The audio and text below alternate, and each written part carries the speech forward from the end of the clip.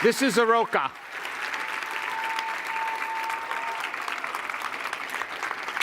Now, come stand over here.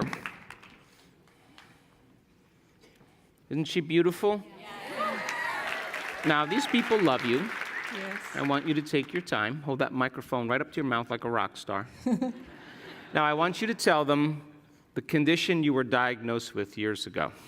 Well, Parkinson's at first, but I didn't respond well to the pills. So they said it wasn't Parkinson's, it's multiple system dystrophy. So what they said was, we thought it was Parkinson's because you look like you have all the symptoms of Parkinson's, but you're not responding to the medication because you didn't want to take the medication.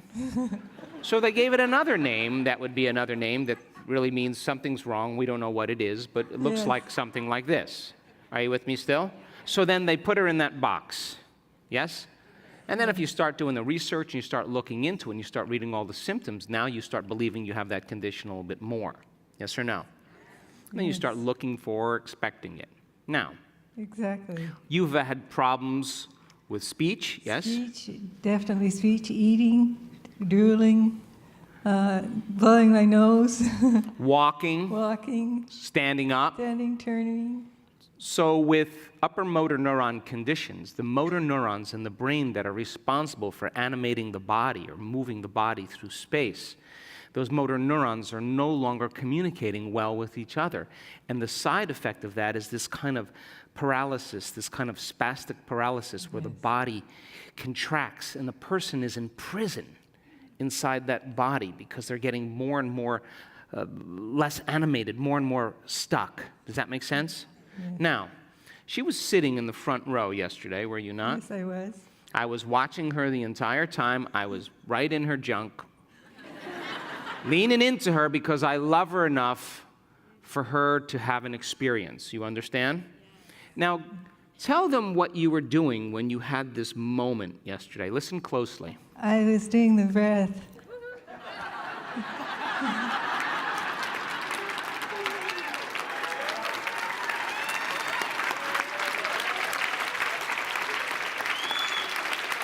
Now, she went for it. I did. She didn't say, oh, I have Parkinson's disease, this isn't going to work. Oh, I have a motor neuron condition, and I don't know how I'm going to get out of this. She got into it. Do you understand what I mean? She got into it. I watched her. She got into it. And then what happened? Well, I had a lot of energy go to my brain, which is great, but and an emotional response. And then afterward, I got up and I sat in my chair, and heretofore I couldn't get out of my chair without help. And I just stood up.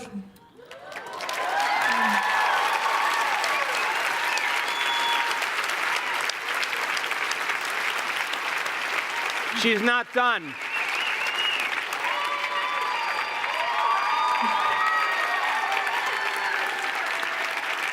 Go ahead, tell them more.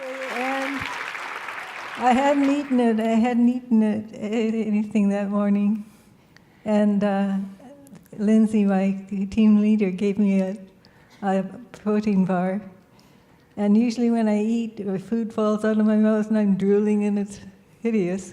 And I just said, well, I don't think I'll eat this. And she said, well, we don't mind. And I bit off a piece and I wasn't even thinking about it, and it started to chew.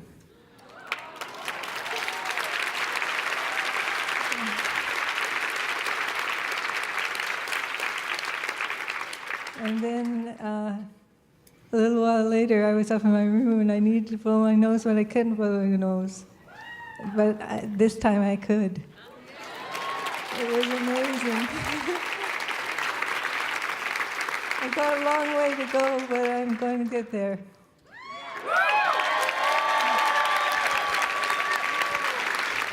Thank you.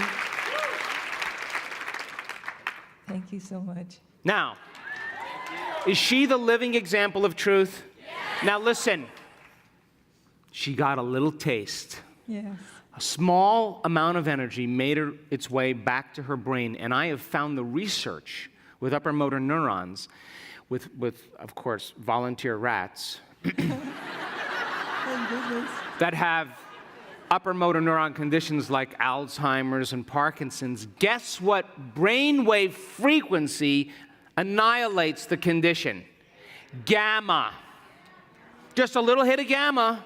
A little hit of gamma, neurons said, whoa, we're getting aroused with energy, we're getting excited, and all of a sudden, they get an upgrade. In a matter of seconds, she's chewing better. She's standing up. She couldn't. They were helping her on and off that chair. She got up on her own. Now, she could blow her nose. She's animated a whole lot more. Here's the question. Is her future changed in one moment? Yes or no? Yes. Why? Why? Because she just got into it. She wasn't looking for her healing. She created her healing by just applying the formula. Yes or no? Yes. Now, does she look any different than you? No.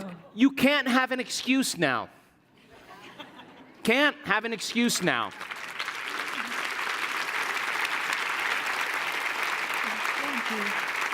She is the living example of truth. She is a light to you. And when she sits down and she does that meditation and she does that breath, let me ask you a question. Is she going to hold back?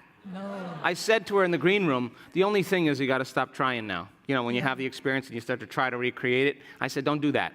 Just get caught in the act again. Just get into it again. The experience will happen. It'll be the side effect of what you're doing if you totally get into it. You understand? Because if you're looking, you're separate again. You got it? And if you're looking, you're not present. You're anticipating the future. You get present with what you're doing. Get so present with what you're doing that the act becomes the experience. And you forget about you. You forget about how you're trying to predict it. And the moment you take your attention out of there, there's an unknown spot for something to drop into. Come on, are you with me? Yes. This is a beautiful woman. This is a woman who's living truth. Thank you.